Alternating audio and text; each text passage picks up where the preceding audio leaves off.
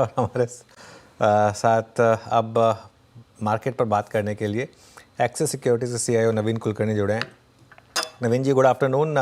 क्या लग रहा है मार्केट को देखकर, क्या ये मान के चलें कि अब हम ऑल टाइम हाई की तरफ बढ़ेंगे?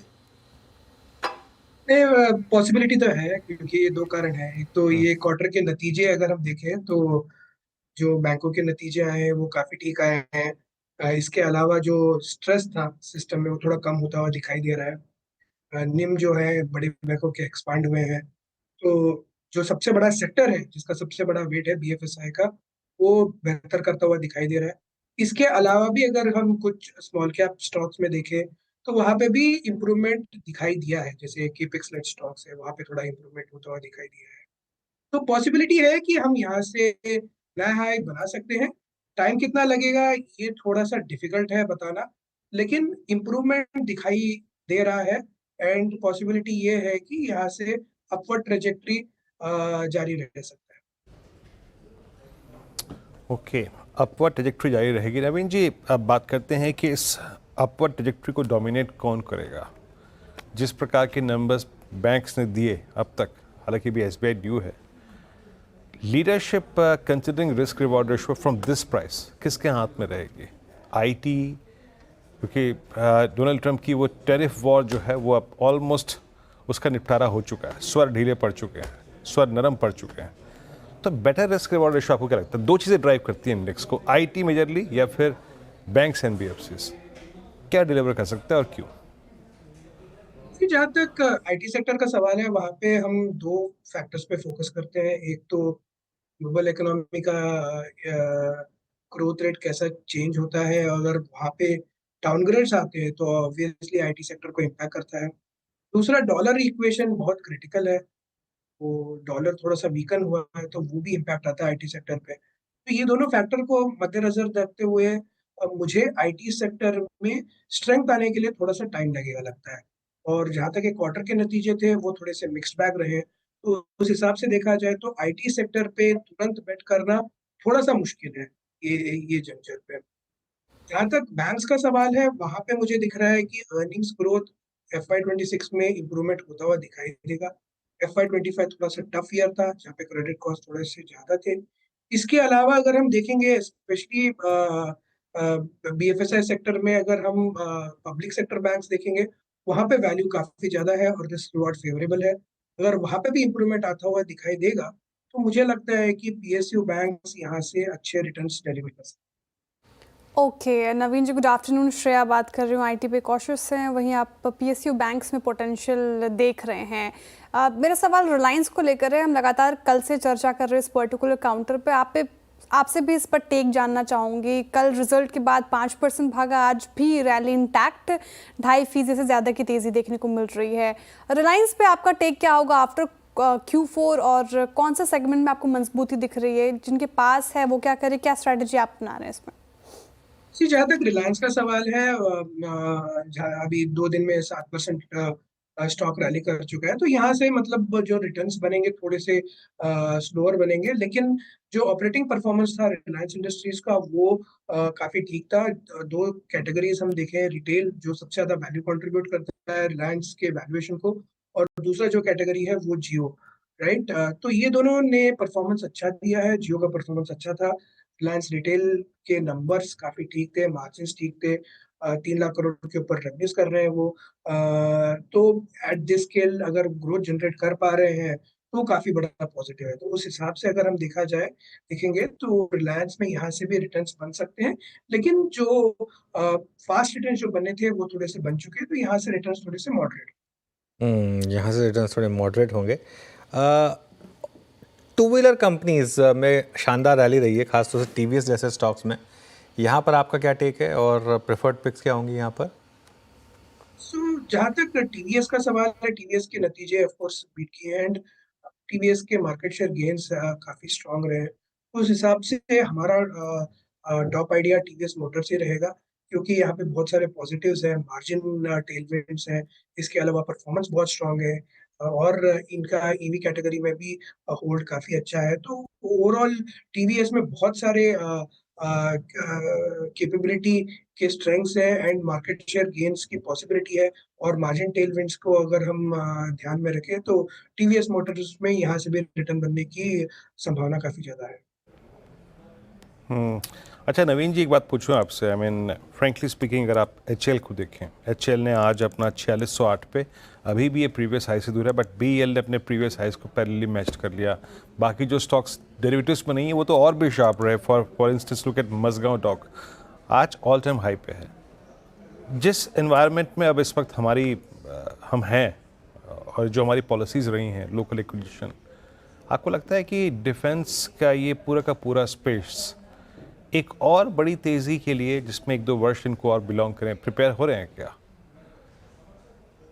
जहाँ तक डिफेंस सेक्टर का सवाल है, वहाँ पे चैलेंजेस हमारे हिसाब से वैल्यूएशन के आते हैं कि जहाँ पे रेवेन्यू ग्रोथ आएगा उसके हिसाब से जो वैल्यूएशन से फुली कैप्चर कर रहे हैं, वही मेजर चैलेंज है। अदर देन दैट, जो ग्लोबल एनवायरनमेंट है उस हिसाब से लगता है कि टेलविंड्स रह सकते हैं डिफेंस सेक्टर में। लेकिन अगर आप देखेंगे कि एचएएल में या मजगा डॉक में यहाँ से कितना अपसाइड बन सकता है, तो ये लेवल से अपसाइड जनरेट करना थोड़ा सा मुश्किल लगता है, क्योंकि जो बल्क ऑफ जो रेवेन्यूज का जो ग्रोथ है ओवर द नेक्स्ट 3 इयर्स, वो करंट वैल्यूएशंस में कैप्चर हो चुके हैं। तो यहाँ से एडिशनल रेवेन्यू ग्रोथ लाना, कंसिडरिंग कि ये मैन्युफैक्चरिंग सेक्टर है, pricing of course is managed, तो उस हिसाब से मुझे लगता है कि चैलेंजेस रहेंगे रिटर्न्स जनरेट करने के at some current levels. Okay, Naveen ji, FMCG पर भी आपकी राय जानना चाहूँगे। स्काईमेट ने मॉनसून कहा है कि वैसे ही बरकरार है, इनफैक्ट थोड़ा अच्छा रह सकता है, लेकिन एफएमसीजी अभी भी एक वो रॉबस्ट रैली ड्यू लग रही है। आपको क्या लग रहा है, आपकी राय क्या होगी इस पर्टिकुलर स्पेस को लेकर? जहाँ तक एफएमसीजी सेक्टर का सवाल है, वहाँ पे भी चैलेंजेस वैल्यूएशन वर्सेस ग्रोथ के ही हैं। वैल्यूएशन अभी भी हाई है और उस हिसाब से ग्रोथ अभी तक मटेरियलाइज नहीं हो रहा है, specially nominal growth rate, right. Volume growth rate कम ही है, लेकिन नॉमिनल ग्रोथ रेट भी स्लो रहा है। अगर हम हिंदुस्तान यूनिलीवर के नतीजे देखें, जहाँ पे उन्होंने 2% अंडरलाइन वॉल्यूम ग्रोथ रिपोर्ट किया था, लेकिन फिर भी रेवेन्यू ग्रोथ कोई बहुत ज्यादा एंकरेजिंग नहीं था। तो उस हिसाब से यहाँ पे आगे जाके अगर रेवेन्यू ग्रोथ रेट पिकअप करता है, जिसकी संभावना थोड़ी सी बढ़ते जा रही है, अगर हम रिटेल सेक्टर में देखें तो रेवेन्यू ग्रोथ ठीक रहा है, तो इवेंचुअली मुझे लगता है कि एफएमसीजी सेक्टर में भी ग्रोथ आ सकती है। लेकिन थोड़े से चैलेंजेस वैल्यूएशन वर्सेस ग्रोथ के हैं, ये मुझे लगता है कि ईज आउट होंगे इन अनदर 1 और 2 क्वार्टर्स। तो वहां पे मुझे लगता है कि थोड़ा सा सेक्टर साइडवेज रहेगा।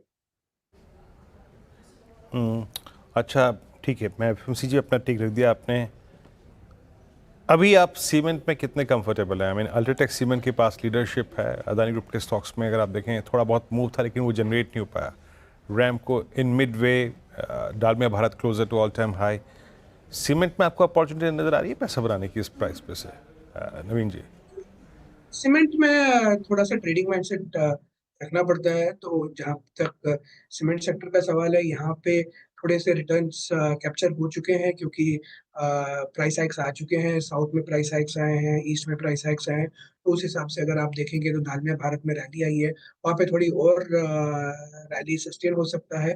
तो ओवरऑल मैं ये बात बताऊंगा कि सीमेंट सेक्टर में ट्रेडिंग वाइज यहाँ से मुझे लगता है कि थोड़े से रिटर्न्स बन सकते हैं over the next 3 to 4 months. तो उस हिसाब से प्रॉब्ली 10 to 12% रिटर्न की संभावना बन सकती है, डिपेंडिंग ऑन आप कौन से स्टॉक्स पिक करते हैं। बट ये cement sector is a good space in the short term, क्योंकि मार्केट में प्राइस हाइक्स दिख रहे हैं एंड उसके टेलविंड्स स्टॉक प्राइस में भी दिखेंगे। कोई और थीम जो आपको पसंद आ रही हो इन लेवल्स पर नवीन जी, जहां पर आप फ्रेश इन्वेस्टमेंट सजेस्ट कर रहे हैं? सॉरी, कोई थीम जो आपको पसंद आ रही हो इन लेवल्स पर जहां आप इन्वेस्टमेंट कर रहे हैं? जहाँ तक थीम का सवाल है, तो अगर हम देखेंगे तो मुझे लग रहा है कि जो छोटे बैंक्स हैं, वहाँ पे मुझे लगता है कि रिटर्न्स बनने की संभावना काफी ज्यादा है, क्योंकि वहाँ पे जो स्ट्रेस है वो काफी कम हो रहा है। इसके अलावा जो लार्जर बैंक्स है, वहाँ पे रैली ऑलरेडी आ चुकी है। तो उस हिसाब से मुझे लग रहा है कि स्मॉलर बैंक्स में अर्निंग्स ग्रोथ इंप्रूवमेंट होता हुआ दिखाई देगा। बेस काफी सॉफ्ट है ऑफ FY25। तो मुझे लग रहा है कि स्मॉलर बैंक्स में अगर हम इन्वेस्ट करेंगे तो नेक्स्ट 6 to 12 मंथ्स में अच्छे रिटर्न्स मिल सकते हैं। ओके, स्मॉलर बैंक्स में आपको अपॉर्चुनिटी भी दिख रही है नवीन जी। अभी तक जितने रिजल्ट्स आए, जितना भी आपने ट्रैक किया, अगर उसको आप टेबल पर रखें और फिर एनालिसिस करें तो कोई ऐसी थीम जहाँ पे आपको ग्रोथ विजिबिलिटी लग रही है, वहाँ पे बेट लग सकती है? जैसे मैंने बताया कि अगर हम छोटे बैंक्स में निवेश करें तो वहां पे एक रिटर्न बन सकता है। दूसरा जो मुझे लग आप रहा देखें है तो कि जो केपेक्स लेड स्टोरीज है वहां पे मुझे लग रहा है कि ट्रैक्शन वापस बन सकती है, क्योंकि केपेक्स ये क्वार्टर में डेफिनेटली पिकअप हुआ है। काफी कंपनीज जिन्होंने अपना guidance starting of the year जो बताया था वो मिडल ऑफ द ईयर में लग रहा था कि नहीं मीट कर पाएंगे, बट आफ्टर Q4 रिजल्ट्स हमने देखा है कि उन्होंने गाइडेंस अपना मैनेज किया है। तो उस हिसाब से एंड नेक्स्ट ईयर का भी आउटलुक थोड़ा सा ठीक लग रहा है। तो केपेक्स लेड स्टोरीज में भी मुझे लग रहा है कि रिटर्न्स अच्छे बनने की संभावना है। अच्छा नवीन जी, मैंने आपसे एक डिफेंस पर प्रश्न पूछा था। मोर और लेस डिफेंस को डोमिनेट करते हैं पीएसयूज, बट पीएसयूज का कौन से सब जो धड़ा है वो आपको जो ब्रांच है, जो सेगमेंट है, वो सबसे ज़्यादा प्रॉमिसिंग लग रहा है आपको? हमारे बहुत सारे व्यूअर्स जो हैं वो हाई लेवल्स पर ट्रैप भी हैं, शायद मेरे ख्याल से वो बॉटम फिशिंग करे भी, but you have class of PSU banks, then power space, then railway, then defence, then OMCs, upstream कंपनियां। सबसे प्रॉमिसिंग क्या लग रहा है आपको इस वक्त? अगर मैं पीएसयूज में सबसे प्रॉमिसिंग स्पेस देखना चाहूँ तो मुझे दो स्पेसेस लगते हैं। एक तो ऑफ कोर्स बैंक्स, मुझे लग रहा है कि वैल्यू वाइज यहाँ से रिटर्न बनने की संभावना काफी ज्यादा है। और दूसरा जो स्पेस है वो पावर भी मुझे काफी अच्छा लगता है, क्योंकि पावर डिमांड काफी स्ट्रॉन्ग रहेगा ये सीजन में। एंड ऑल्सो जो पावर डेफिसिट के जो चैलेंजेस हैं उसके वजह से भी मुझे लग रहा है कि प्राइसिंग ठीक रहेगी, उस हिसाब से कैश फ्लो जनरेशन काफी। तो ओवरऑल मुझे लग रहा है कि अगर हम देखेंगे वेदर पीएसयू फाइनेंशियल्स के थ्रू इन्वेस्ट करें या सॉरी पावर फाइनेंशियल्स के थ्रू इन्वेस्ट करें या पावर कंपनीज में इन्वेस्ट करें या पीएसयू बैंक्स में इन्वेस्ट करें, मुझे लग रहा है कि ये तीनों स्पेस मुझे लग रहा है कि काफी इन्वेस्ट रहेंगे और यहाँ पे निवेश करने पे रिटर्न्स बनने की संभावना काफी ज्यादा रहेगी। चलिए नवीन जी, बहुत बहुत शुक्रिया आप इस कार्यक्रम में शामिल हुए और सभी इंडस्ट्रीज पे, सेक्टर्स पे अपनी राय रखी। आपने बहुत बहुत शुक्रिया इस कार्यक्रम में शामिल होने के लिए।